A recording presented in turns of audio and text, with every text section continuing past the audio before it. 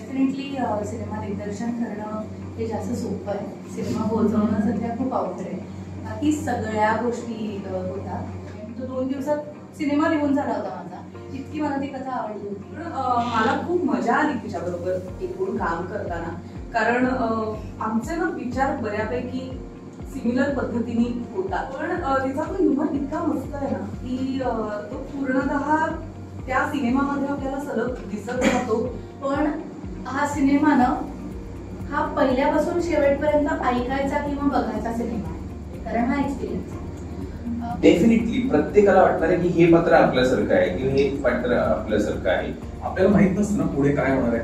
So या film मध्ये ना मला वाटतं की फिल्म सुरू झाल्यानंतर पुढे काय होईल आणि आपण एक समजून जातो पुढे असं असं होईल असा तुमच्या मनात विचार नाही येणार. तुम्ही प्रत्येक स्टेजला त्या फिल्म बरोबरच पुढे पुढे जाल आणि ते ट्विस्ट अँड टर्न्स तुम्हाला खूप आवडतील आणि अशी खात्री आहे आमची सगळ्यांची. प्रत्येक बाईकची स्वतःची गोष्ट फार वेगळी होती.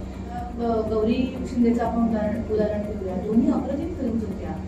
दिग्दर्शक जर महिला असेल तर ती खूप चांगलं एफर्टलेस काम करू शकते.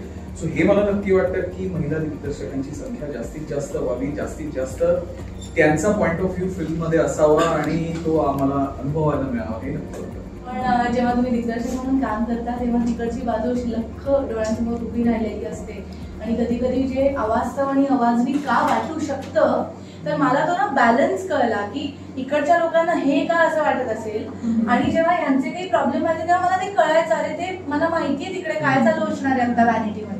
चित्रपटातून चांगले म्हणतात, काही लेखातून चांगले म्हणतात, तुम्ही पुस्तकांबद्दल आता जसं बोललो तसं आहेच. सो वेगवेगळी माध्यम आहेत. म्हणजे युट्यूबचं चॅनल आहे त्याच्यावरती काहीतरी वेगळं करता येतात आणि हो चित्रपट बदलू शकतो, समाजाची मानसिकता बदलू शकतो असं मला वाटतं. हा पिक्चरचा इम्पॅक्ट झाला की त्या लोकांनी फिल्म बघितली आणि जाता जाता वडील मुलाशी बोलायला लागले असे अनेक अनुभव झाले. स्टोरीज अशी मांडल्या गेलीये ती जर ग्रिपिंग असेल ना, ती जर तुम्हाला हुक ठेवणार असेल तर मग तिकडे वयोगटाचं काय येत नाही. म्हणजे तुम्ही किती तुमचं वय असो, अटेन्शन तुमचं होल्ड करणारी जर स्टोरी असेल आणि बरोबर रिलेटेबिलिटी पण वेगळ्या वेगळ्या टप्प्यावर असेल त्या चित्रपटात तर इट्स व्हेरी इझी.